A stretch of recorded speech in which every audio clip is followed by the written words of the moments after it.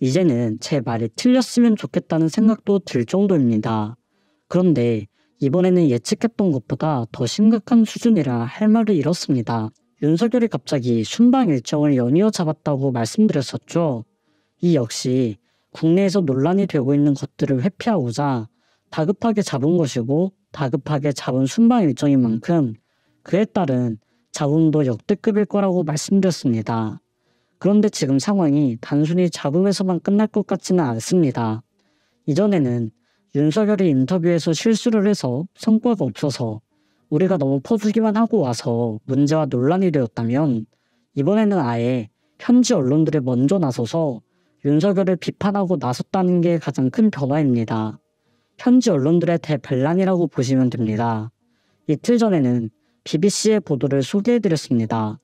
윤석열의 가라오케 외교가 기대된다면서 외교를 위해 순방하는 게 아니라 음주 가물을 즐기기 위해 수백억 원에 달하는 혈세로 해외여행을 다니는 윤석열 김건희 부부를 비꼬는 내용이었다고 해석을 해드렸습니다. 이번에는 뉴욕타임스입니다. 순방 일정에 오르기도 전에 현지 언론들의 대반란이 터졌는데 내용을 보면 가슴이 아플 정도입니다. 뉴욕타임스가 11월 10일 자 기사에서 지난 9월 14일 서울중앙지검 대선 개입 여론조작 특별수사팀이 기자들을 압수수색한 사실을 전했습니다. 뉴욕타임스는 이를 매우 부당한 처사라고 보고 있습니다. 그대로 인용해드리겠습니다. 수사 대상은 외국 스파이가 아니라 윤 대통령과 정부의 비판적 기사를 낸 국내 언론사다. 비판적 기사를 낸 국내 언론사를 수사하고 있다고 대놓고 비판하는 겁니다. 여기에 김기현이 뉴스타파 보도를 가리키면서 사형에 처해야 할 만큼의 국가 반역죄라고 주장한 대목도 언급하며 한국의 언론 자유 위축 상황을 상세히 전했습니다. 2023년 대한민국이 미국 언론사로부터 이런 비판을 받는 게 얼마나 창피한 일인지 모르겠습니다. 뉴욕타임스는 다른 언론사의 기자들도 표적이 되어 명예훼손 범죄 증거를 수집하기 위해 휴대폰과 파일을 압수당했다며 1990년대 한국이 민주화된 이후 당국이 이런 조치를 취한 적은 거의 없었지만 윤석열 대통령이 취임하면서 상황이 바뀌었다고 보도했습니다.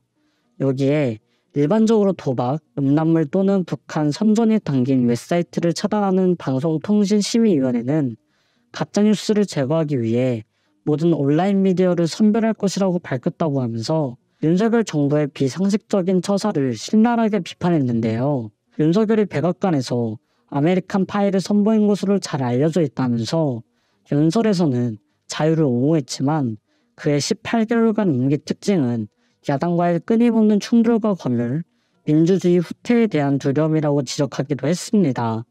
우리나라 상황과 윤석열의 심리 상태를 아주 정확하게 파악하고 있다는 것이죠. 그리고 우리나라에서 한 설문조사에서 국내 언론인 대다수는 윤석열 대통령 체제에서 언론 자유가 후퇴하고 있다고 답했다는 사실도 언급을 해줬습니다. 허위 정보에 맞서 싸우는 명목으로 언론을 억압하고 있다는 것입니다. 심지어 뉴욕타임스는 윤석열이 언론이 만든 대통령이라는 사실도 명확하게 인지하고 있었습니다. 그대로 인용해드리겠습니다. 공감이 많이 되실 겁니다. 윤 대통령은 언론 친화적인 대통령으로 출발했다. 그는 아침 출근길에 기자들의 질문을 허용한 최초의 한국 지도자였다. 하지만 이러한 개방성은 오래가지 못했다. 언론이 만들어줘서 처음엔 친화적인 것처럼 보였지만 결국 본색을 드러낸 과정과 사실을 모두 알고 있는 것이죠. 바이든 날리면 사건도 충분히 인지하고 있습니다. 외교부가 MBC를 상대로 소송을 제기한 이후 윤석열 대통령이 눈에 띄게 언론의 자유를 벗겨내기 시작했다는 보도가 미국 시사 주간지 뉴요커를 통해서도 나왔고요.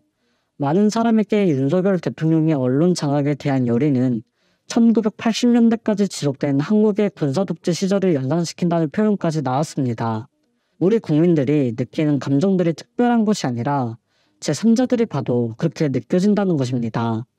윤석열은 아직 심각성을 모르고 있는 것 같은데 국회에 계류된 게 하나 있습니다. 김건희 특검법을 비롯한 쌍특검 처리가 남아있는데 이걸 대체 어떻게 감당하려 하는지 모르겠습니다.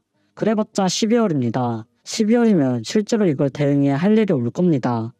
패스트 트랙에 오른 김건희 특검이 지금 상황이면 통과될 수밖에 없을 텐데 대통령 거부권이라고 마냥 쉽게 사용할 수 있을지도 모르겠습니다. 거부권 행사에 따라 지지율은 10% 안팎으로 요동칠 겁니다. 거부권을 쓰지 않는다면 특검은 내년 2월부터 본격 수사를 시작하게 됩니다. 4월 11일이 총선인데 총선 직전에 특검이 압수수색하고 난리가 날 것이고 필요한 소환 조사를 적극적으로 할 것이기 때문에 총선은 하나마나인 게 되는 것이죠. 즉 김건희 특검법이 통과되면 윤석열은 거부권 행사 때문에 머리가 굉장히 아파질 것이라는 겁니다. 거부권을 행사할 경우 대역풍이 시작될 게 불보듯 뻔하고 거부권을 행사하지 않을 때에는 특검이 출범하며 총선에서 질 게 뻔하다는 겁니다. 본인이 저질러 놓은 과오에 대한 대가가 드디어 치러진다는 것입니다. 이미 국민들 여론은 명확하게 돌아선 지 오래입니다. 한국노총과 민주노총이 대정부 투쟁을 결의하는 대규모 도심 집회를 개최했는데 그 규모가 상당했습니다. 노란봉투법 통과를 주장하면서 윤 정권 퇴진구호를 외쳤는데요.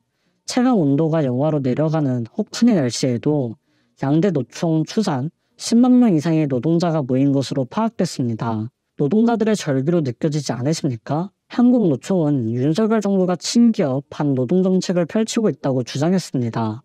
김만재 금속노련위원장은 목요일 국회에서 통과된 노동조합 및 노동관계조정법 이 3조 개정안에 대해서도 윤석열 대통령은 거부권을 행사할 것으로 보인다며 수많은 노동자를 죽음으로 내몰았던 손해배상 가압류 폭탄을 막으려면 노조법은 반드시 개정돼야 한다고 촉구했습니다. 이날 민주노총 윤석열 정권 퇴진운동본부도 오후 2시부터 서대문구 서대문역에서 종로구 독립문역까지 이어지는 통일로에서 노동자 대회 및 민중 총벌기를 열었습니다. 한국노총과 사전에 논의한 연합투쟁은 아니었는데도 결집력을 보여준 겁니다. 참석자들은 윤석열 정부 퇴진, 대통령 탄핵 구호 등을 외쳤고 노란봉투법을 통과시켜야 한다고 강변했습니다. 올해 초에도 논란이 됐던 것이 여전히 아무런 논의조차 이루어지지 않고 있다는 것이 얼마나 개탄스러운 일인가요? 본 회의를 통과한 노란봉투법 개정안에 대한 윤 대통령의 거부권을 거부하면서 중대재해처벌법 개혁 반대와 함께 5인 미만 사업장에 대한 차별을 없애기 위한 근로기준법 개정을 요구한다는 것인데 노동자들은 안중에 넣나 봅니다. 이번 집회는 굉장히 의미 있는 집회였습니다.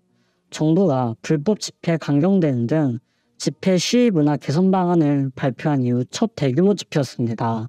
집회의 목소리를 억누르고 시민들의 비판을 억압하기 위한 것을 발표한 뒤로 처음 있었던 대규모 집회였다는 것이죠. 윤석열은 선거 결과에서 교훈을 찾아 차분하고 지혜로운 변화를 추진해 나가는 것이 중요하다는 말을 했습니다. 취임 100일 때 기자회견을 하고 단 한 번도 하지 않았습니다. 올해 1월 신년사는 찬무집만 배속한 가운데 9분 20초 동안 낭독하고 끝났습니다. 취임 500일이 훌쩍 넘었지만 여전히 취임 100일에 머물러 있다는 것입니다. 바이든 날리면 사태로 도어 스태핑을 걷어찬 후 친한 사람들, 생각을 공유하는 집단들과만 소통을 즐기고 있습니다. 이게 대통령입니까? 대통령 이전에 사람으로 쳐줄 수 있는 수준입니까?